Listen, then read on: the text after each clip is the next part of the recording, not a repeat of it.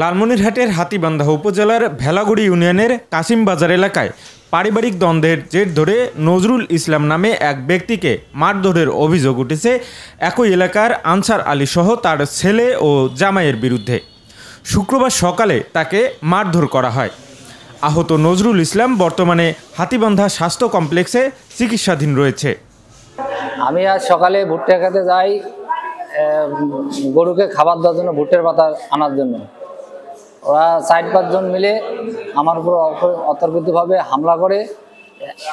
এক নম্বরে হচ্ছে আনসার আলী, তার ছেলে হচ্ছে নিয়ন, তার জামাই হচ্ছে ফেরোজ, আর মঞ্জু, জিয়ারুল হকের ছেলে মঞ্জু আমাকে অতর্কিতভাবে মারপিট এবং ছুরি দিয়ে আঘাত করে। নজরুল ইসলামকে মারধরের অভিযোগ স্বীকার করে আনসার আলী বলেন, 3 দিন আগে আমাকেও বাড়ির পাশে মারছে, বুঝছেন, পুলিশ এসেও দেখে গেছে। আর আমি পুলিশকে বলছি যে আমি মাইটের বদলে মাইর নেবো, ও তো আমার ছোট, ও আমাকে যে আঘাতটা করছে, আঘাতটা সবাই তো দেখছে, এই কারণে মাইটের বদল মাইর। হাতীবান্ধা থানা পুলিশ জানান, এ ঘটনায় এখন পর্যন্ত কোনো অভিযোগ পায়নি। অভিযোগ পেলে তদন্ত করে আইনি ব্যবস্থা নেওয়া হবে। এল নিউজ অনলাইন, লালমনিরহাট।